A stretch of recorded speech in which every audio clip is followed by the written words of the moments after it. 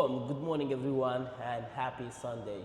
It's time for a podcast. This is going to impact your life if you are listening and if you digest this information.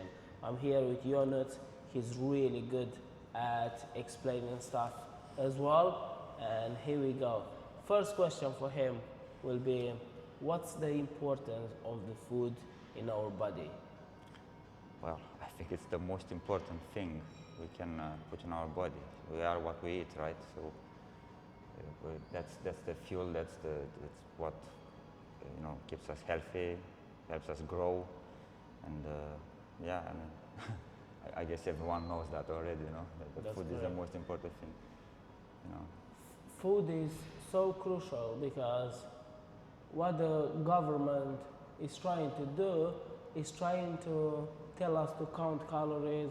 They do skinny bagels, they do this, they do that. But counting calories, look, I agree with counting calories. You have calories in versus calories out, but it's not like that. I kind of agree with it, but then it's not like that. If you, for instance, if you have 500 grams of sugar or calories, 500 calories from sugar, and you have 500 calories from a piece of steak, I've got a question for you. What do you think is better? Is it all about calories in versus calories out?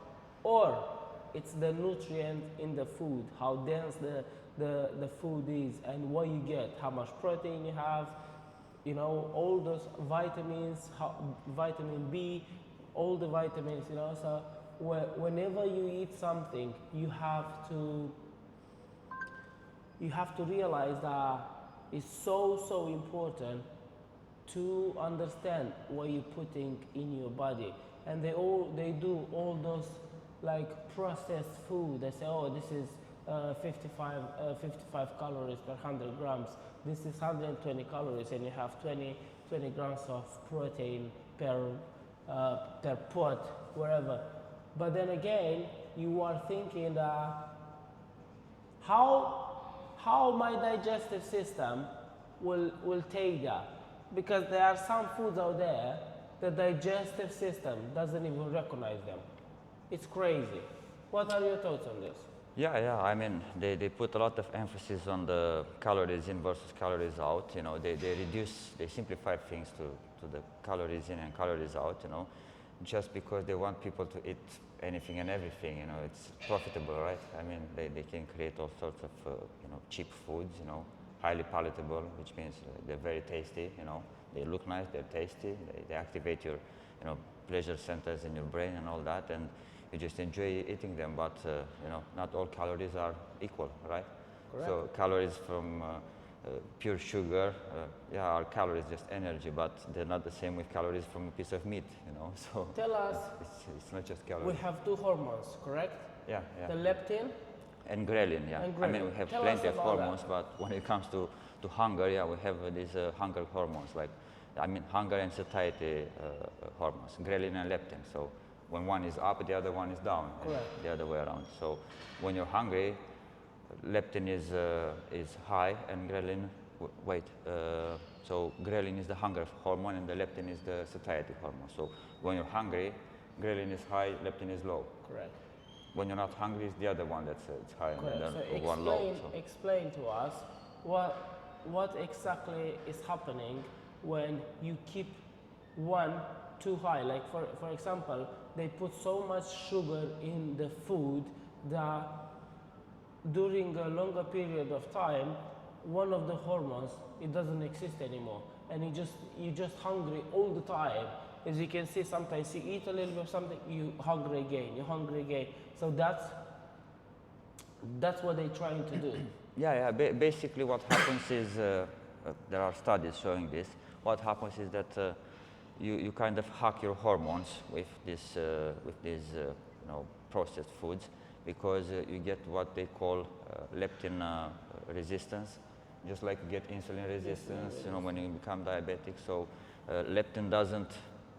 Your hunger and satiety hormones, they don't work properly anymore. So you're hungry, you feel hungry all the time when you're not supposed to be hungry, even though you had plenty of calories. You still feel hungry, and there are a lot of things that happen there. But one of them is this thing with the leptin resistance. So your leptin levels don't act normal anymore. You don't respond to leptin the way you should. For instance, let's say you are eating a pizza, right? You are eating a pizza, so I can't eat anymore. But how the hell, when dessert is coming, you can eat the dessert as well? Explain that to me. Try to think logically about stuff, about food. Try to think about it and see exactly what you're doing wrong, what you're doing right, and whatever you do right, keep doing that. For instance, let's say you want to drive your car from here to here. Let's say your car works with petrol, right? Can you put diesel in it to go here? No, it's gonna drive a little bit, I don't know, a few minutes, and then, because I did that when I went to Romania, by mistake, I put petrol instead of, bruv, I swear to God, my car went mad. Boom. Exactly the same thing happens to our body. And as well, sometimes you wake up in the morning and you're wondering, oh, I haven't got energy. You feel like you just want to go back to sleep. This is the food that you are eating. And, sorry, this is also the understanding that energy creates energy. It's pretty simple. For instance, when I was a little kid, I don't know if you guys had that as well. I had a bike, right? And on the bike, I had a dynamo. Mm-hmm. Yeah. And in the night, that dynamo was working only if you were speeding to create the electricity, the light, right? Yeah. So the faster I was going, the more light I was having it. The same thing happens to our body. Do you feel like sometimes you do so much shit and you still want to do more? You still want to do more. Because energy creates energy. Don't sit in bed and wait, energy must come. And also, tell us, people are drinking a lot of Red Bulls, Monsters, energy drinks. How does that work? Yeah, well, they call them energy drinks, but they don't actually give you energy. They're full of, caffeine and all sorts of things that just, temporarily boost your energy. Like you feel like you have more energy, but it's just that effect from all those chemicals, But of course, everyone knows that's unhealthy, You think everybody knows? I'm pretty sure most people know, but they just choose to ignore it. It's they like the taste so much. They enjoy certain foods and certain drinks so much that and they become dependent on those foods, and addicted to those foods, and they lie to themselves basically. They think just because they're okay now, or they seem to be okay, and they're not unhealthy, or they don't have any apparent issues, they think things are going to stay like that, but slowly behind the scenes, bad stuff is happening, and they're going to get unhealthy, and with all these bad habits that are difficult to get rid of, and you call that karma, or I'm so unlucky, I don't know why my body is not feeling well. Yeah, because of you. And also, as you said about the energy drinks, right? About the taste. So I put my hand up. I was drinking them before. I'm being honest, man. I'm not here to lie to you. So I was drinking them. Listen, I was drinking them before, right? And then I went to do a blood work in Romania. I did the blood work, and when the results came, the lady there said, "Cosmin, something is not right. Something in the blood wasn't right." And the only thing that I was doing, I was drinking a Monster, because one of my friends was drinking, he was looking kind of good, and let me drink one as well. Before leg day, I really need a boost. And I was taking some pre-workout as well. And I was drinking, and my blood work wasn't how it's supposed to be from this. Then I stopped drinking for probably 5 months till now. I stopped drinking completely. I did again the blood work. The blood work was good. But then when I went to my brother, I bought something from this bodybuilding shop, Yeah. And then they gave me as a present an energy drink, a C4 energy drink. And then I was drinking it, and I hated the taste so much because I wasn't drinking for so long. But before, the same flavor, I used to like it. So you see how it's playing in your head. You drink once, you might like it. You drink again, and this is how you create. Yeah, you know, it's called acquired taste. You know, I'm glad you talked about this because this is something that I found out years ago. In my journey learning about nutrition and all sorts of things. It's called acquired taste, you know, like the more you eat something or the more you drink something, the more you like it because you get used to it, you know, and if it's also addictive, then this other element comes into play, you know, so you start liking it, you know, but if you stop, same thing with alcohol and other things, you know, if you stop for a good amount of time and then you go back, then you're gonna actually see how bad it tastes, you know, just like in your case, or like with alcohol. You know, I used to drink alcohol, you know, occasionally, not like I wasn't an alcoholic or anything like that. And then I stopped, you know, years ago. And if I try to drink now alcohol, it doesn't taste the same, you know. I don't like the taste like I used to, you know. So, yeah, it's acquired taste, you know. So. Okay, now let's talk about our diet. For instance, I eat carbs and protein. He's fully carnivore, right? I'm not telling you guys to go full carnivore like him. It's so, the diet is so simple, but also it's so hard because whatever is so simple in life and is also so controversial. Correct. So he's fully carnivore. I'm having, I have 3 meals a day now. One is before and after workout. I have a little bit of rice or baby rice with a little bit of meat or eggs. Then my post-workout meal is kind of the same, and then I have another meal with just meat, okay? And I love mustard lately. That's pretty much everything that I eat in a day. He's fully carnivore. In the morning, what do you eat in the morning? I usually don't eat anything in the morning, so I only have lunch and dinner. It works well for me. I'm doing, at the same time this intermittent fasting, it's good for your overall health, and I've been training fasted, for, I don't know, 7-8 years, even more, so I feel at my best in the gym. I'm strong. There's nothing standing in my way when it comes to training. I tried a few times to train, like after I had breakfast, not immediately after, like 2-3 hours after. And no, it wasn't, I didn't feel the same, so I feel at my best on an empty stomach, and I think a lot of people feel like that, I train on empty stomach when I don't have clients in the morning, and I perform pretty well. And for those who say, oh, you train at 5 a.m., how can you do that? 5 a.m., oh, the body is, I promise you one fucking thing. I come to the gym, I do 10 minutes on the Stairmaster on the last level, my body is warming up like crazy, then I'm ready to go. But I agree with some of you, because before, when I wasn't doing the right stuff all the time, I used to wake up in the morning really tired, and I had a client at 6 o'clock, and I was wondering, bro, this person is crazy, training at 6 o'clock. Who trains at 6 o'clock? And I had to wake up to go to do that. But I promise you one thing, training on empty stomach, you are strong if you want to.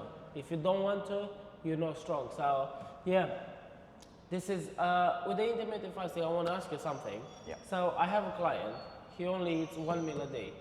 That's He good. used to. 1 meal a day. As you say, it's good. I don't know, but he's not carnivore. He's having carbs and that. And It's still good. It's still good because the thing is, in this time frame when we don't eat, the longer it is, the more we heal. That's when we heal, we detoxify, and that's the real detox. Because people think that you need like detox stuff to put in your body. It's not working like that. okay, so basically, he's eating 1 meal a day, and he's trying to lose weight, right? Yeah. His calories are literally, I don't know, 900, 1,000 calories. That's the problem. Okay, so he's around almost 100 kg, right? So what I did, I have increased and I gave him 2 meals. And the calories are a little bit higher, and guess what? He lost 4 kg in 4 weeks. Yeah. The thing is, if you base everything on the calories in versus calories out, you set yourself for failure, because our bodies adapt. They've done studies on people during the war, I think, probably the World War II or something like that, the prisoners. So they fed them less and less calories, and to see if they're going to survive, And what happened is their metabolism slowed because we adapt. Their metabolism slowed, they adapted to live with like 800 calories a day, Right. And what happens when your metabolism slows down this much, so you survive. What happens is that when you start eating more, first of all, you're not, at some point your weight loss is going to stop because you're going to be at maintenance at some point. And you're not going to lose weight anymore. So you drop the calories, why you're going to disappear? Yeah. It doesn't work like that. And then if you reintroduce food, more food, and you eat more and more, then you're more likely to gain weight because now you're in a caloric surplus. What happened in the case of your client is that introducing more food, at least initially, and more meals, you get this thermic effect of food, which means for digestion we use, I think, around 10 or 15% of the calories we eat for digestion. So the digestion itself, needs calories, needs energy, basically, So that would be one of the reasons. But at the same time, if you eat more and if you eat more protein, then you build more muscle, and muscle is metabolically active, which means your metabolism goes up. So yeah, it's like you're putting a bigger engine on the same car. It's gonna consume more petrol, correct? Yeah. Yeah, the same is exactly this is happening. That's why I always say to people, if you build more muscles, you're gonna be able to eat more food because you need to feed that big engine that you got. So, and also training with weights, it's amazing.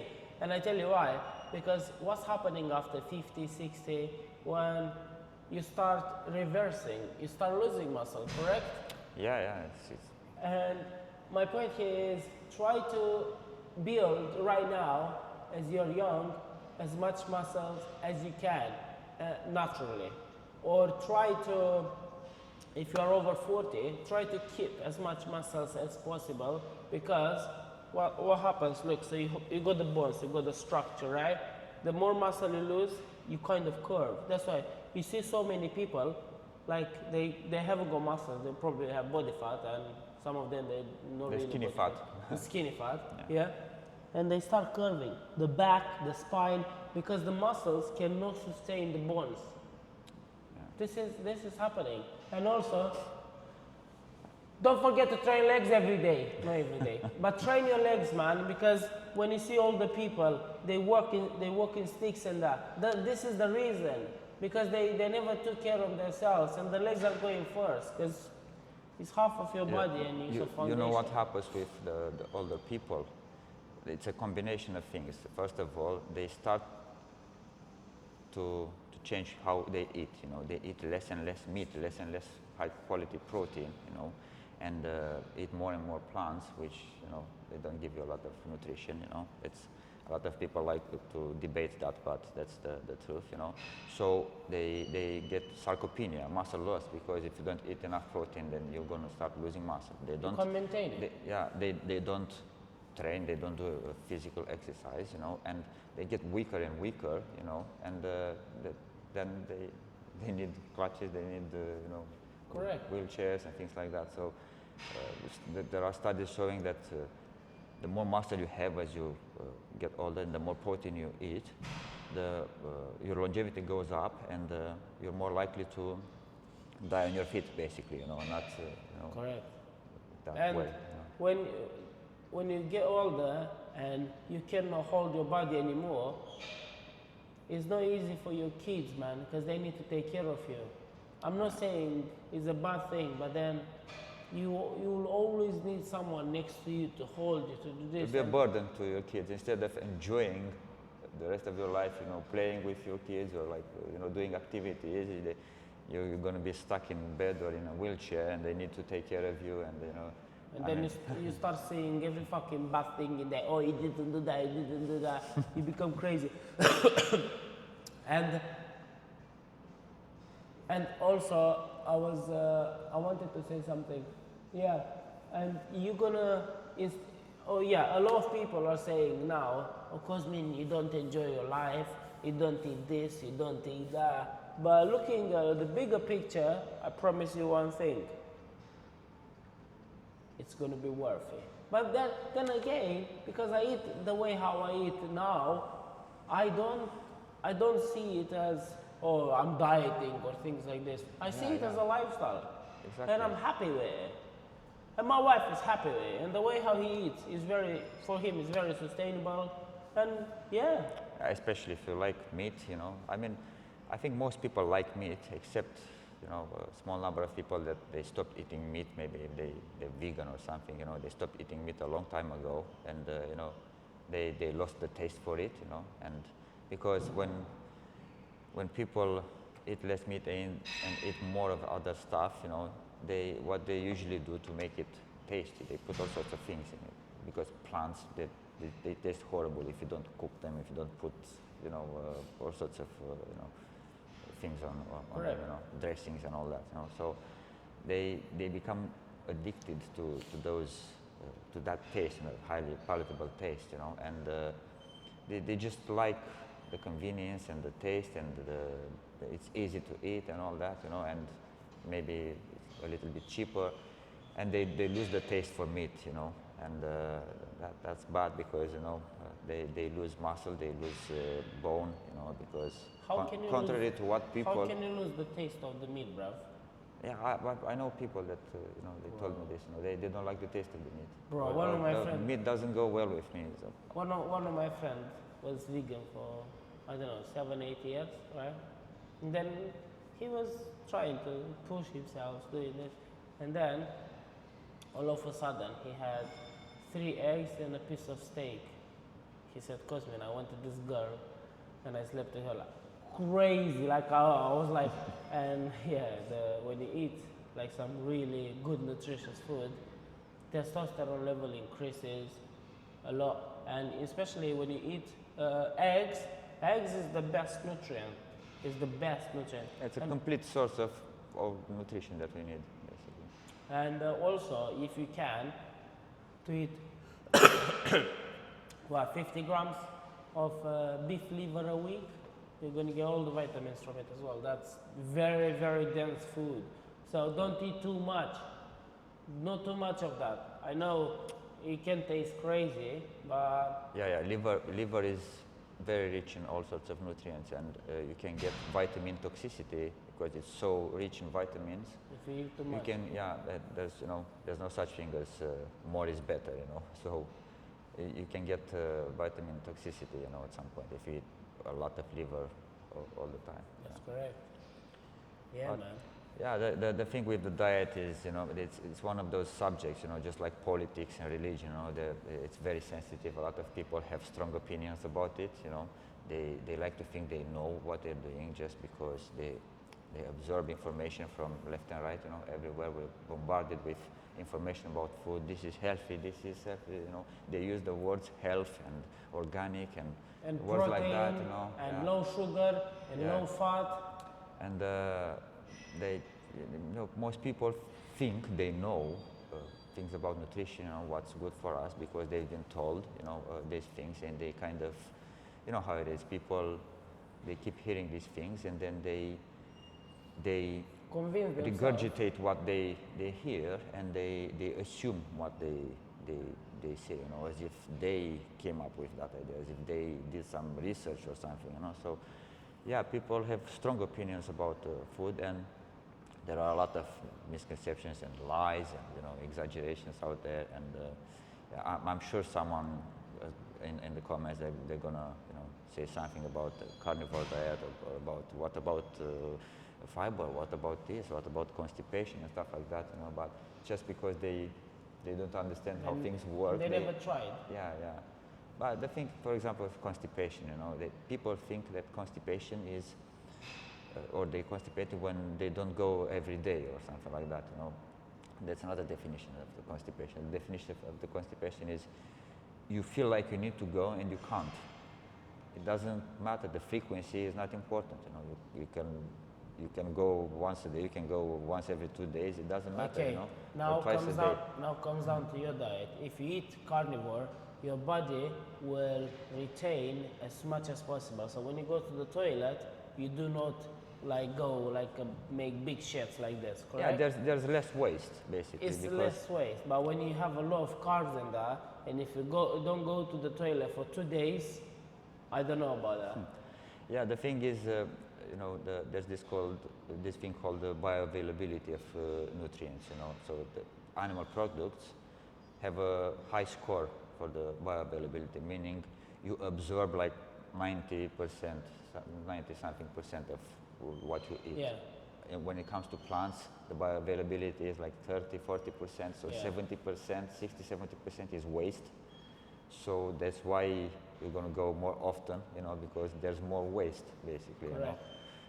But the problem is with that waste also comes A other, lot of pressure on the digestive system. yeah, and on your colon and all that, because you know plants contain all sorts of chemicals, toxins, like gluten.